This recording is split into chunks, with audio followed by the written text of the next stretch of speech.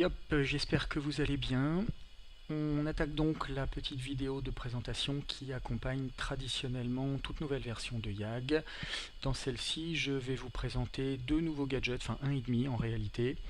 Le vrai gadget, c'est que j'autorise désormais la modification du niveau d'eau, et le deuxième, c'est pas vraiment un gadget. J'ai terminé d'importer la totalité des armes médiévales en tout cas, qui étaient dans YAG V1, donc on a désormais accès également à des marteaux, des masses d'armes et des haches.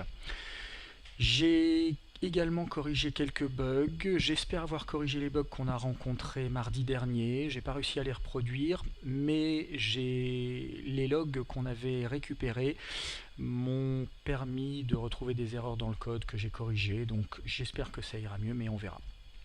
Voilà, on va attaquer. J'ai fait le début de cette présentation avec un kraken qui s'ébat joyeusement dans une piscine. Ça sert à rien, mais comme c'est très beau, voilà. On va le quitter pour aller voir la petite micro-scénette que j'ai préparée. Pas vraiment une préparation en fait. J'ai mis 4 bonshommes, chacun armé d'un nouveau type d'arme. Vous voyez le squelette ici qui a une hache ensanglantée. Notre ami barbare là-bas qui est muni de son marteau, on va aller le voir rapidos, voilà. Une masse d'armes pour le templier, et puis l'homme d'armes ici a une hache également. Alors on va revenir sur le squelette, juste pour vous faire voir rapidement les nouveaux plateaux. Donc désormais on a 2 plateaux par main, 2 plateaux pour la main droite donc ici, et 2 plateaux pour la main gauche. Le premier plateau vous le connaissez, il n'a pas bougé, c'est celui qui contenait les boucliers, les épées, 2 rangées d'épées, une rangée pour les armes diverses, arc, bâton, fourche, etc., arbalète, et puis une rangée pour les sorts. Voilà, donc celui-là, il n'a pas bougé. Et la nouveauté, c'est le plateau donc, que vous avez sous les yeux, qui contient une rangée de marteaux, qui sont ici, une rangée de masses d'armes ici, et puis 2 rangées de haches, parce qu'il y avait une tonne de haches. Voilà, donc le squelette typiquement, vous voyez, si je clique sur la masse rouge ici, on va virer l'interface, et il est désormais armé d'une grosse masse d'armes avec une tête de squelette et des pics. Voilà, voilà, la suite c'est le niveau d'eau. Alors le niveau d'eau, je vais vous faire voir ça tout de suite. Tout d'abord je vous fais voir une petite animation. Je me suis rendu compte que le croco était capable de passer dans l'eau d'une façon très élégante. On va voir ça tout de suite. Hop. Vous voyez, il change d'animation, il se promène. Et il va remonter ici sur le niveau du sol. Voilà. Rien de neuf, il savait déjà le faire, mais je l'avais jamais vu faire ça avec de l'eau. Et puis la petite sirène ici qui est capable, pareil, de se déplacer. Voilà pour les créatures aquatiques. Alors le niveau d'eau lui-même, où on le fait bouger. L'interface qui est ici, donc l'interface des settings, des paramètres, a évolué. Tout d'abord, j'ai oublié de le dire tout à l'heure, j'ai supprimé 2 cartes parce que les cartes sont extrêmement lourdes, hein, environ 1 giga par map. Et comme il y en a 2 qui faisaient double emploi, je les ai virées. En fait, donc j'ai supprimé la map des plaines et celle de la montagne en été, parce que j'ai une map de montagne ici qui fait le boulot, qui contient des plaines, qui contient de la montagne, qui contient tout. Donc pour gagner de la place, j'ai supprimé les 2 autres. Et la nouveauté, c'est ce curseur ici, enfin le slider ici que vous voyez, j'espère, muni d'un petit curseur bleu qui règle simplement le niveau d'eau. Voilà. Donc on peut décider, je vais prendre un peu de recul, on peut décider de noyer complètement la map. À chaque fois, le curseur s'adapte à la hauteur maximum et minimale de la map. Voilà, et donc on peut le mettre à la hauteur qu'on veut.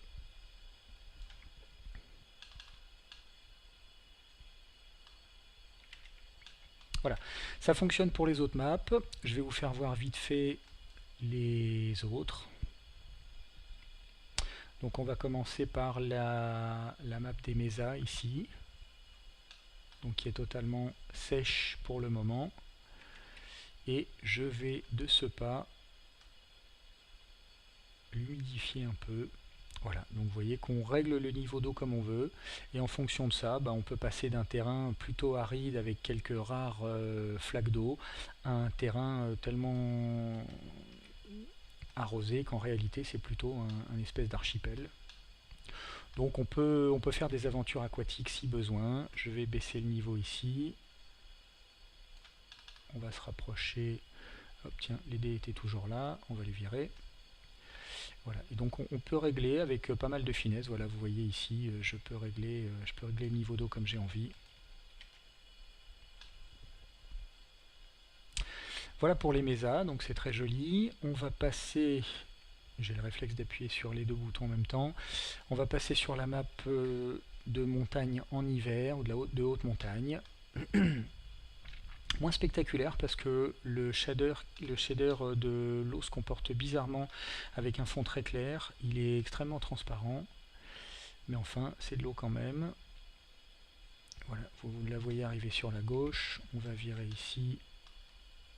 Voilà, alors je ne sais pas si c'est très clair. Vous voyez l'espèce de lac intérieur là qui a inondé complètement la vallée. Vous voyez, alors on n'a pas tellement le bleu, c'est extrêmement transparent. Donc c'est moins joli que sur les autres maps, mais enfin on se rend compte quand même qu'il y a de l'eau et donc ça reste tout à fait jouable. La map suivante, c'est le désert qui va nous permettre de faire des jolies oasis. Donc là, pareil. Hop, on va faire venir le curseur ici et on va monter le niveau. Voilà, on va se mettre quelque chose comme ça. On va se rapprocher ici. Donc voilà, entre quelques flaques à un désert totalement inondé, on va aller chercher un coin avec de l'eau ici, et très rapidement, hop, on va se mettre deux crocos, on peut mettre des lions, hop, deux lions, on va prendre le croco, un croco, deux crocos. On va les réorienter rapidement. Les crocos peuvent rester par ici. Les lions vont venir comme ça. Voilà. Et puis pour donner un peu d'ambiance, on va se mettre 2-3 palmiers. Où sont-ils les palmiers? Voilà. Et d'un CTRL C, on va virer ici. Hop. 2, 3.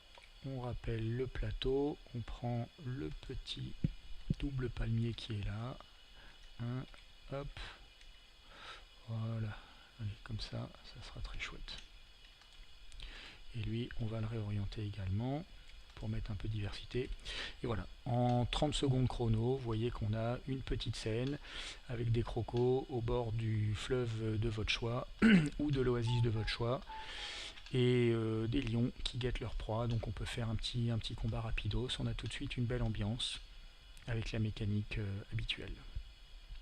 Voilà, je termine avec la dernière map.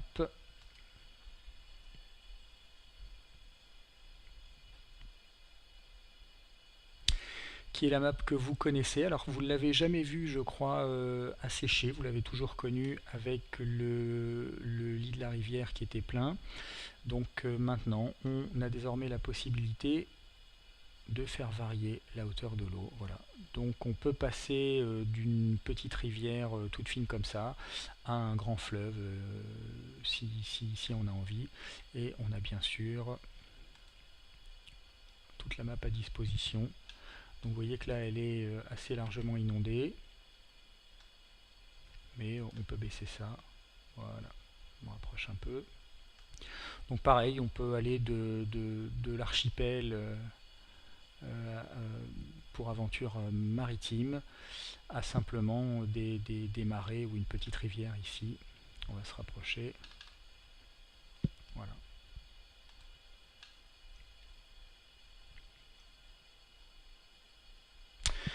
Voilà. Eh bien, j'espère que ça vous a plu. On teste ça mardi. J'espère qu'on n'aura pas de soucis et qu'en corrigeant mes bugs, j'en ai pas introduit de nouveau, ce qui se fait assez fréquemment. Et voilà, merci d'avoir regardé la vidéo jusqu'au bout, et puis donc à mardi soir pour tester tout ça. Ciao!